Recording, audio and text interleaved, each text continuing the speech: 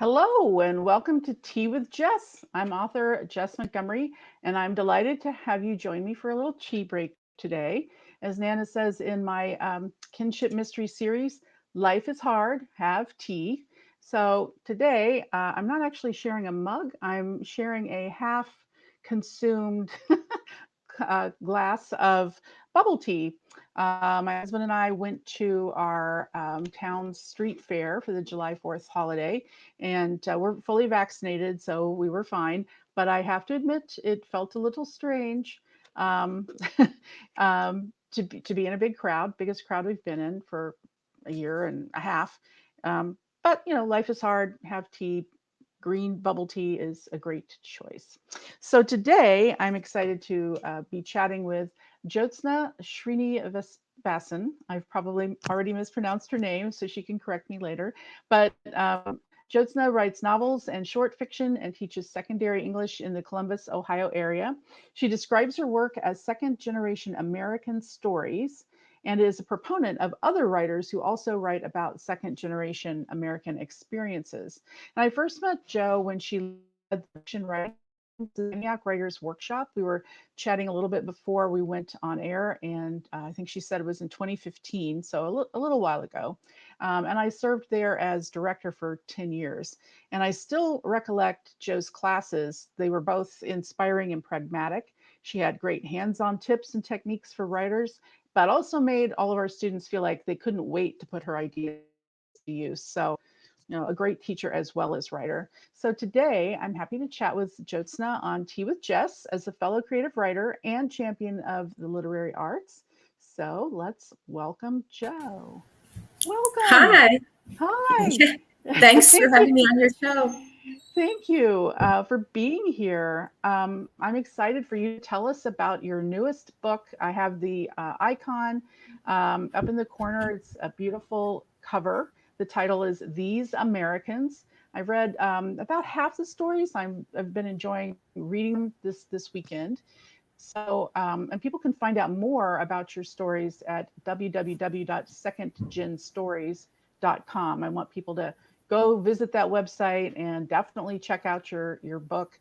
But I want to hear from you what thematically binds these stories and novella in your collection, and how did you decide? So it's a two-part question: what thematically binds them, and how did you decide to focus on shorter forms? Because your previous book was a novel called "And Laughter Fell from the Sky."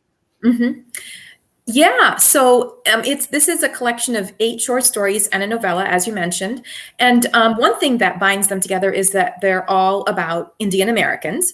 Mm-hmm. And they're also, a lot of the stories are set in Ohio, which is where I was born and raised, or there's kind of a general Midwestern setting. I may not specify what the setting is, but it's general Midwestern. A lot of the stories have that in common. And the other thing that kind of, the way I organized the stories is I organized it by the age of the second generation character. So in the very first story, the second generation character is not even born yet. It's about a new immigrant woman giving birth.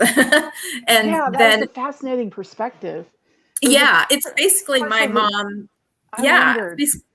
yeah, Yeah. it's basically Okay. my mom, what she told me about my birth and how she felt about it. And also it's very odd. Well, it's autobiographical in the sense it's my mother's story.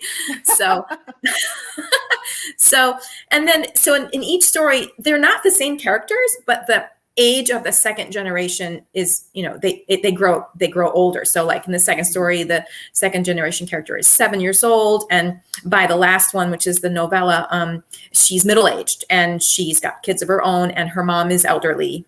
So like that. Okay. So there's a progression hmm of time, even though the characters are different people, but it kind of hmm shows that experience through life of hmm of being a second generation American. Yeah, that first hmm story, I was really intrigued. I thought, I bet this is her mother's experience. And then I Yeah. also was fascinated by, how much what was the mix of her perception, her experience as an immigrant, as well as the times. So the Yeah. times, make a Yeah. difference of This was what in it's like to the give birth. 60s. It was Right. in the 60s. So that's my parents were one of the first Indian immigrants to come over here. So that was a really different experience. There weren't the Indian restaurants and temples and all movies on TV and things like that that you take for granted. They didn't have any of that. I mean, they didn't. My mom couldn't even find proper groceries and that type of thing. So it was really different. Yeah, I bet the grocery thing was a challenge. When I was in high school, my best friend was from a conservative Jewish family, and they kept kosher, and so it was Hmm. hard for them to find in the small town that we lived in. Hmm. Like she would have to travel to Columbus or Cincinnati or have things like flown in or whatever to try to. Yeah, Yeah, yeah, it's a yeah, challenge for sure. yeah, yeah. So how did you decide to focus on those shorter forms rather than turning it into a novel around one character? Yeah. So, well, first of all, the stories were written over the course of like 15 years. So I guess I've been writing short stories and novel manuscripts at the same time. I have a lot of novel manuscripts that are sitting quietly on my computer, as we all do, as many Yes. writers do. So anyway, yeah, kind of writing them both. And just thought, well, why don't I try putting a collection together and sending it around to contests is what I ended up doing. Smart. Um, Found a small publisher who was super excited about it. And Hmm. yeah, so actually the novella was like originally a novel. And it was not really working that well. I mean, I guess it worked okay, but I think it works way better as a novella. So That's yeah, interesting. that's Yeah. just how it happened. So I'm sure you didn't think to yourself, "Oh, I'm going to write these stories and organize them in this way." I'm guessing you No, didn't. no, So no. at what point did you go, "Hey, wait, I could arrange this in the order of time." Yeah. So and I've written a bunch of stories that are not included. So I had to pick which Right. stories to include. And then one of my inspirations was a book called How the Garcia Girls Lost Their Accents by Julia Alvarez. And she actually organizes it in the opposite direction. So she starts with kind of an Okay. older second generation character, and she goes backwards in time. And at first I tried that, and it just wasn't working for my collection. And I was like, you know what? Let me just do it in chronological order. So, That's yeah, that's how it fascinating. happened. Hmm. Yeah, I've seen you reference that collection in a couple Hmm. of your blog pieces and Yes, one of whatnot. my And favorite books. Hmm. yeah, so now I'm going Hmm. to add that to my to be read pile because Hmm. after I finish your book. Um, so just want to talk a little bit about the form of the novella. Hmm. That's not a form that is as popular as short stories or Hmm. novels, but I'm becoming more fascinated by the idea of a novella. Actually, the other day we have all this ivy growing around our house that's driving me nuts, and Hmm. I sort of exclaimed, "I'm going to write a novella called Ivy, and it'll be about both this ivy that I'm trying to get rid of and about somebody named Ivy." So I don't know if I'll ever do that, but somehow that popped out of my mouth, and I thought, I do think I'm hearing more about novellas. So talk about that art form. Yeah, I guess I've been really fascinated by novellas for a while and really seeking out novellas by women. Hmm. And in fact, because when you think of novellas in English, you think of Mice and Men, or you think of some of those other novellas, popular novellas by men. And, Right. what are the novellas by women? So I've been kind of seeking those out. And for example, Edith Wharton's written a couple of novellas by women. Hmm. The Member of the Wedding by Carson McCullers is a novella. Okay. Like that. So I actually went onto the Wikipedia page. There's a Wikipedia page called List of Novellas. And I'm like, there are no women on here. So I started adding women authors onto that. So if you're interested in novellas, go to the List of Novellas page on Wikipedia, and you'll see a bunch of them, including some women authors. And actually, a lot of Japanese writers seem to like novellas. Hmm. So yeah, I do like it because it's long enough to really explore some characters and some themes, but short enough where you can read it maybe in a couple days. So Yeah. I just thought I'd try it, I guess. Good for too. Mm-hmm. And now I want to go to that Wikipedia page, and I'll Yeah. be smiling to myself thinking, "Go, Joe." You Yeah. know, it takes all of us like working to lift our voices, right? So Mm-hmm. good for Mm-hmm. you. Yeah. So I'm fascinated by you. You've written about this on your website, which is kind of very clear, secondgenstories.com. Mm-hmm. And you've done essays. So and I've read a few other interviews that you've done, and you like to write about the importance of telling second generation American stories, Mm-hmm. which is both very specific, but is also kind of the quintessential American experience, You know, right? it really is. It really is Yeah. because when you, so, most of us came here at some point, our ancestors were immigrants. Hmm. Hmm. Oh, yeah. And yeah,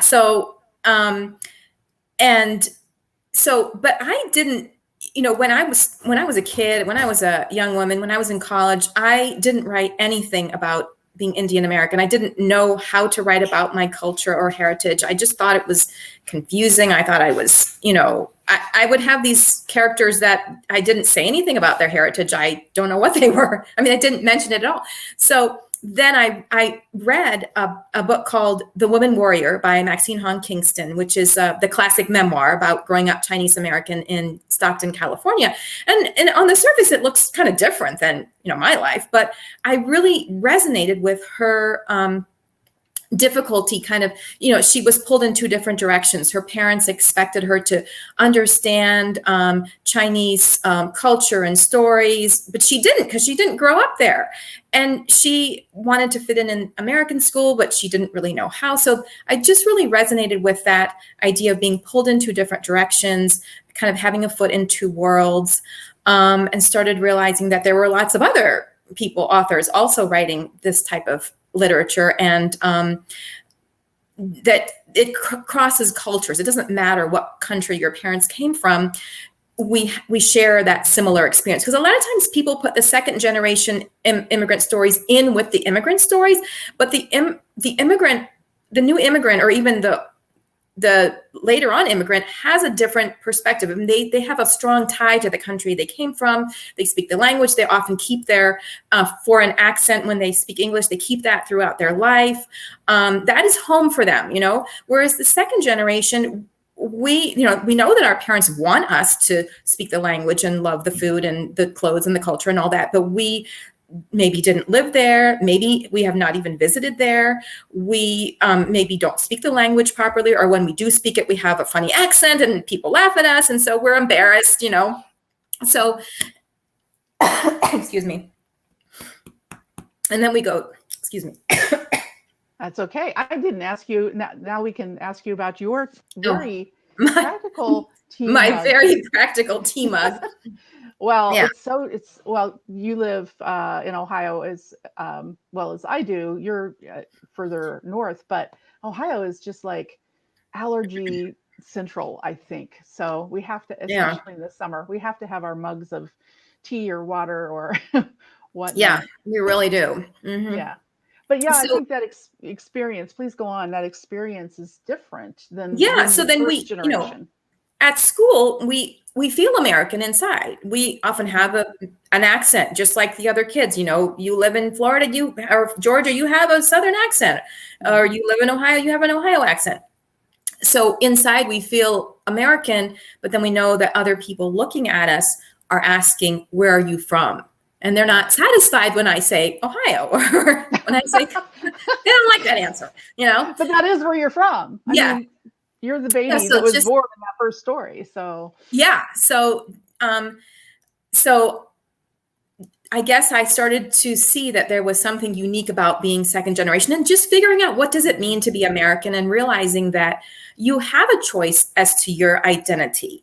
And I think that's a very American freedom, is to notice that you have a choice about your identity. And in maybe more traditional cultures, maybe the culture that your parents came from, their choices were limited by, their gender or their religion or whatever. And here we have so many choices. We can decide who we want to be.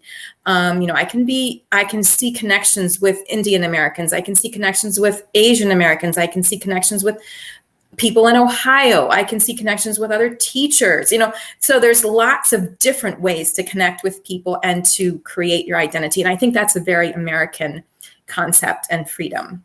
I think so. And I like that you're using that word identity. We have this saying in our household, identity is a funny thing. Mhm. And it's really just shorthand for not funny like haha, but interesting, funny, how we define ourselves.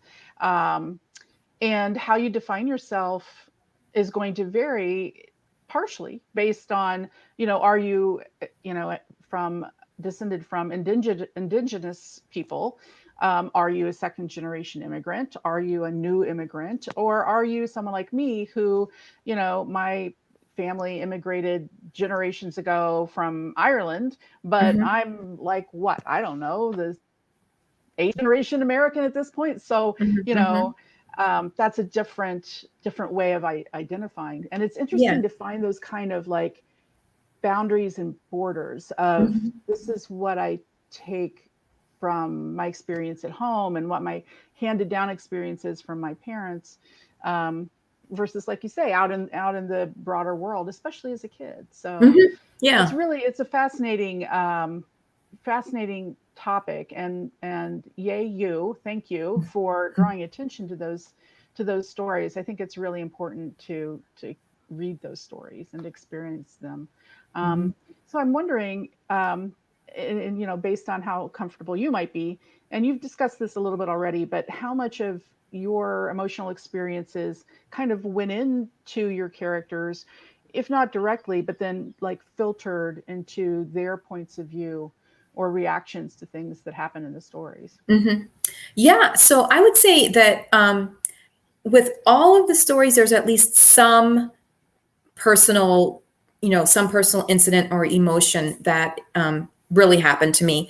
Hmm. But at the same time, I do write fiction. I don't write creative nonfiction on purpose. I don't really want to kind of reveal myself and my family and put them all in the spotlight. And so I do like the idea of, creating characters with different parts and pieces, creating incidents that maybe show that same emotion that I had, but it's not this exact same incident. And with a couple of characters, with some of the immigrant characters, I did have to rely on other people's memories or other people's words. So, for example, the first story is about my mom's experiences, and then the novella, one of the main characters is an Indian American woman doctor. So she's an immigrant woman doctor, elderly, looking back at her life. And I actually interviewed some Indian immigrant women doctors about their experiences. And I Mm. interviewed my dad. I mean, he's a doctor too, but he's not obviously a woman, but he had some similar experiences. So, and I read some things about experiences of doctors, when maybe in the 60s, 70s, 80s, like that. So those I had to rely on other people's words and experiences. Um, Yeah, mhm. interesting. Again, it's interesting where we pull, experiences from, and emo- I always think, like I write historical fiction set in southeastern Ohio. Mhm. And I mean, sometimes I feel like I'm old enough. I feel that old. Like am I, do I feel it's so old in 20s? Some days I feel that way. But obviously I'm not. So I filter those emotions through my characters, what they Mhm. are experiencing. So that's always an interesting thing to think about as a writer. You talked about teaching, and I talked about you as a teacher. We had you for a week at the Antioch Writers Workshop, where you taught fiction to our morning classes. And I do remember that experience is very, very good and inspiring. But you teach English for middle school and high school age students. We talked about that a Mhm. little bit before we went on air. And I'm Mhm. just curious, how do you balance the demands of being a teacher with finding time to write? Tell us a little bit about your process. Yeah. So obviously, as a teacher, I do get the summer break and I do get the winter break and all that. So I definitely spend a lot more time writing during my long breaks. Um, and teaching, during the school year, teaching is super intense, as you know. And so, my focus is really on my students and what I need to do to prepare for class. And so I definitely have less time and less kind of mental energy for writing at that point. I mean, I will write sometimes on the weekends, especially if I'm, in the middle of something, or if I need to do some revisions or whatever. But I would say it's mostly when I have those long breaks. And I mean, maybe it's an advantage because, I don't have, none of us, who has unlimited time to do anything, right? But so, Exactly. having that limited time to write, I guess maybe it helps me to realize, well, I better do it now because I'm not going to have time later. So it kind of helps me to do what I need to do. To kind of stay focused. Like you Yeah. have to schedule your time. Yeah. Yeah. Hmm. That makes sense. So summer, are you a first thing in the morning kind of writer? Or Sometimes, water the I don't flower necessarily, garden and then write, or yeah. And it kind of just depends. I would say, I'm not usually a late night. I'm a morning person, so I may start in the morning. One of the tips that I could give people, if you're stuck or stopped, one of the things I do is I'll take a timer, and I'll take my pen and paper, and I'll set the timer for 10 minutes. Like, say I have, I know that I have to write this particular conversation with these two characters, and I don't really know what I'm going to say, and I'm stuck and I'm stopped. Okay, 10 minutes, write this conversation. I don't care if it's good or bad, just get something on the page. And then at least you have something to work with, and you can go forward from there. yeah, that is a good tip, and that Mm-hmm. helps for people like me who I don't know if I haven't been diagnosed with adult ADD, but I think I might have it because I'll write for 3 minutes and then suddenly this instinct kicks in of I need to check my email, I need to check the news. No, I don't need to do any of those things. I need to keep going. So I like that idea of a timer. Mm-hmm. That's just a great tip. And you acknowledged and thanked for this the Antioch Writers Workshop in your book, which Mm-hmm. as the former director, I really appreciated, and I know the rest of the writing community from the workshop will appreciate that as well. So, the workshop was all about writing community, and your work Mm-hmm. thematically focuses on the idea of community. So, how important is community to you as a writer, either in general or like writing groups or book groups? What kind of community do you build for yourself as a writer? Yeah, having a writing community is super important. I love to go to conferences like the Antioch conference, um, writing groups, writing friends, um, writing classes. I used to take writing classes when I was younger.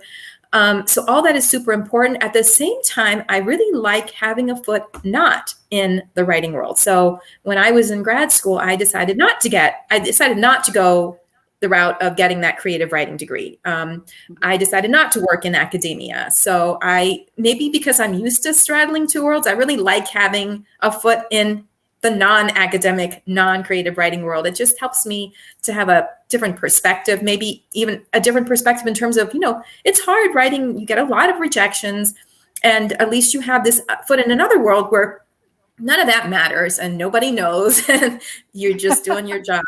And so, yeah, I do like having kind of two or more different communities with different perspectives. So you're kind of frozen, Jess. I don't know what happened.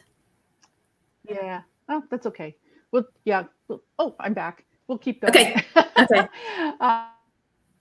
So did you know that you wanted to write when you were a kid? At what point did the bug bite? Well, I was always fascinated by the written word. I remember looking at my dad's handwriting and just really, really wanting to know what it said, and loved reading. And I wrote, stories and little skits when I was in elementary school. But I didn't say to myself, well, I want to be a writer, because when I was young, I mean, I just didn't have a concept that a woman should have a career. You know what I mean? Like, my mother and my aunts were, homemakers. And I was like, well, that's what I'm going to be doing. And then later on, people were like, no, you can have a career. And so I was like, oh, well, my dad's a doctor, so I guess I'll be a doctor. So it just took me a while to figure out what this whole thing was about having a career. And so, I just fell in love with literature in high school and college and decided to pursue that. Great. Anything else you'd like to share about your work before we bid adieu to our viewers? Well, I wanted to just mention that I'm hoping that people, even if you're not second generation, even if you're not from a recent immigrant family, I'm hoping that people will see connections. Because I think we've all had the experience of, feeling out of place, feeling like we didn't fit in, feeling like we're pulled in two different directions. I mean, that's a universal human experience at some level, I think. And have you read Connie Schultz's new book, The Daughters of Erie-Town? I haven't, but I remember her talking about the book, and I'm looking forward to reading it. And it's a really good book. Yeah. That kind of experience. It's about, yes, the girl in the book is, from a small town in Ohio, rural town. She's the first in her family to go off to college. So she goes to college. She comes back from college, having graduated, and her dad says, you're always going to be straddling two worlds. And my jaw just dropped. I was like, oh my God, that's a second generation experience, like right there. She wasn't from an immigrant, recent immigrant family, but she had that experience, that character. So I think there's lots of different ways to connect. And the other thing, I want to say two more things. I do have reading discussion questions on my website that people can look at if they are interested. And I also have a free lesson plan. It's not just about my book. It's about, it's called Becoming American, and it's about immigration, the American dream, what it means to be American. And there's like a lot of choices of literature for middle school or high school teachers. So I hope that will be useful for teachers. Oh, that's fantastic. Yes. Well, thank you for being here and talking about your wonderful book, These Americans. I hope people will find the book, read the book. It's available as ebook and print, right? Well, it's available in print, definitely. I think we're going to have a Kindle at some point. I don't know if it's up yet, but So, and, ask your library to order it, because I want Ohio libraries to be ordering this book and have it available to readers. Absolutely. That's a great tip. Yeah. Seek this book out, These Americans, whether it's at your bookstore or go to your library. And if librarians get asked to order books, then they'll be open to that. So definitely do that, folks. Because I think it's really important to, discover new authors, and also these second generation American stories. Even if we ourselves as readers aren't second generation Americans, we all know and are neighbors with and are friends with people who are. So and like you say, we've all had that experience of having a foot in two different worlds, or feeling a bit like an outsider here or there. So it's very relatable and beautifully written. So thank you so much. Oh, you're very welcome. And thank you for being here with us. And everybody, have a wonderful week. Be safe, be kind to one another. Life is hard. Have tea.